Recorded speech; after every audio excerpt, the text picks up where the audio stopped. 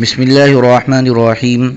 حضور صلی اللہ علیہ وسلم کی وفات پر صحابہ کرام رضی اللہ عنہم نے کیا کہا؟ حضرت اسحاق رحمۃ اللہ علیہ کہتے ہیں، حضور صلی اللہ علیہ وسلم کے انتقال پر حضرت ابو بکر رضی اللہ عنہ نے کہا، آج ہم وحی سے اور اللہ تعالیٰ کے پاس سے آنے والے کلام سے محروم ہو گئے۔ حضرت انس رضی اللہ عنہ فرماتے ہیں، جب حضور صلی اللہ علیہ وسلم کا انتقال ہوا تو حضرت ام ایمن رضی اللہ عنہ رونے لگیں، تو کسی نے ان سے پوچھا کہ آپ حضور صلی اللہ علیہ وسلم کے انتقال پر کیوں رو رہی ہیں؟ تو انہوں نے فرمایا، میں حضور صلی اللہ علیہ وسلم کے انتقال پر نہیں رو رہی ہوں، کیونکہ مجھے یقین تھا کہ حضور صلی اللہ علیہ وسلم کا عنقریب انتقال ہو جائے گا، میں تو اس پر رو رہی ہوں کہ وحی کا سلسلہ اب بند ہو گیا ہے۔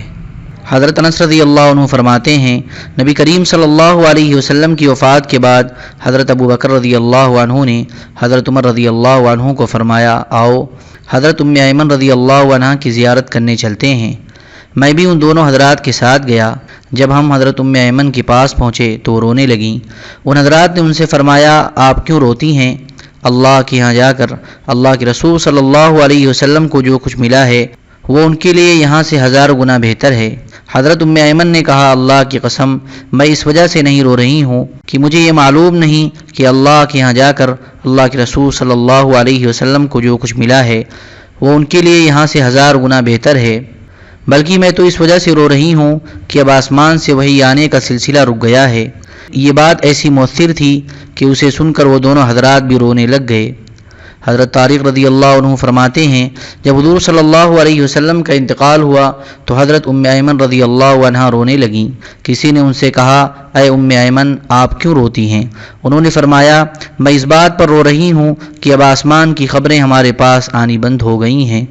ایک روایت میں یہ ہے کہ حضرت ام ایمن نے فرمایا، میں اس بات پر رو رہی ہوں کہ دن رات ہمارے پاس آسمان کی خبریں تازہ بتازہ آیا کرتی تھیں، یہ سلسلہ بند ہو گیا ہے، میں اس پر رو رہی ہوں۔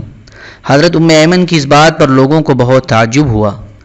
حضرت ابن عمر رضی اللہ عنہما فرماتے ہیں، حضور صلی اللہ علیہ وسلم کے انتقال پر لوگ رونے لگے اور کہنے لگے، اللہ کی قسم ہماری تمنا یہ تھی کہ ہم حضور صلی اللہ علیہ وسلم سے پہلے مر جاتے، کیونکہ اب ہمیں خطرہ ہے کہ آپ کے بعد کہیں ہم فتنوں میں نہ مبتلا ہو جائیں۔ اس پر حضرت معن بن عدی رضی اللہ عنہ نے فرمایا، لیکن اللہ کی قسم میری تمنا تو یہ نہیں تھی کہ میں حضور صلی اللہ علیہ وسلم سے پہلے مر جاتا، بلکہ میں تو یہ چاہتا ہوں کہ جیسے میں نے حضور صلی اللہ علیہ وسلم کی زندگی میں حضور صلی اللہ علیہ وسلم کو سچا مانا اور ان کی تصدیق کی، ایسے ہی ان کے انتقال کے بعد ان کی تصدیق کروں۔ حضرت انس رضی اللہ عنہ فرماتے ہیں، جب نبی کریم صلی اللہ علیہ وسلم کی بیماری اور بڑھ گئی اور آپ بہت زیادہ بے چین ہو گئے تو حضرت فاطمہ رضی اللہ عنہا نے کہا، ہائے ابا جان کی بے چینی۔ حضور صلی اللہ علیہ وسلم نے ان سے فرمایا، آج کے بعد تمہارے والد پر کبھی بے چینی نہیں آئے گی۔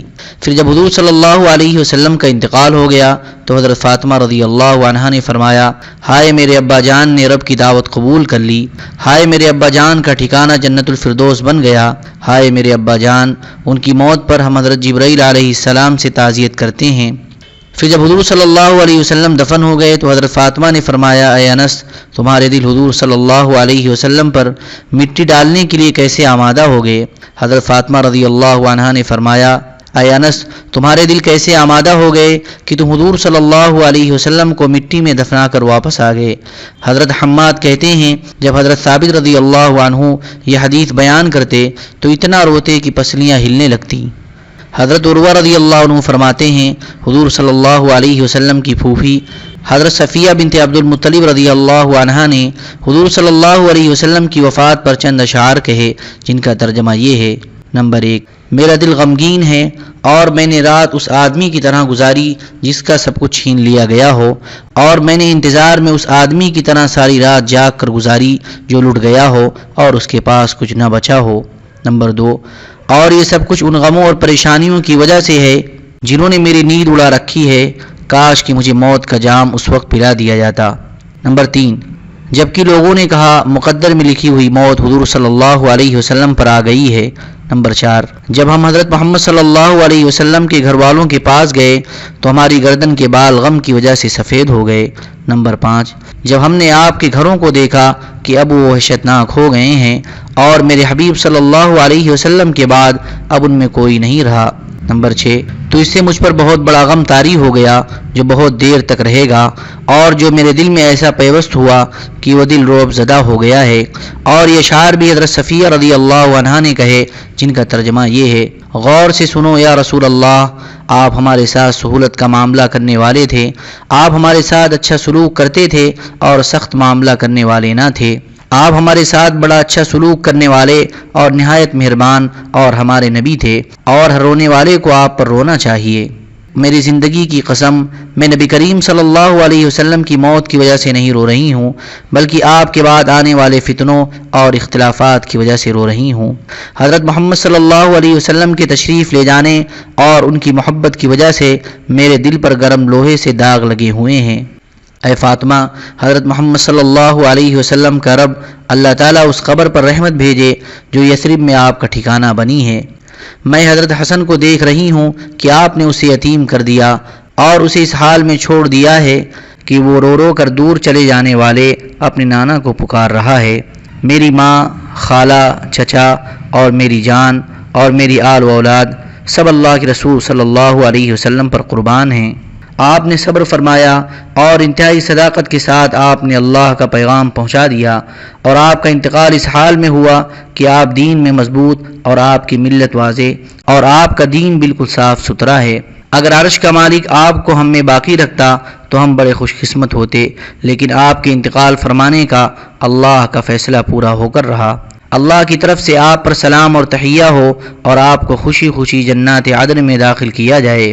حضرت محمد بن علی بن حسین رضی اللہ عنہ فرماتے ہیں، جب حضور صلی اللہ علیہ وسلم کا انتقال ہوا تو حضرت صفیہ رضی اللہ عنہا حضور صلی اللہ علیہ وسلم کے سامنے اپنی چادر سے اشارہ کر کے یہ شعر پڑھ رہی تھیں، جس کا ترجمہ یہ ہے: آپ کے بعد پریشان کن حالات اور سخت مصیبتیں پیش آ گئی ہیں، اگر آپ اس موقع پر تشریف فرما ہوتے تو یہ حالات اور مصیبتیں اتنی زیادہ نہ ہوتیں۔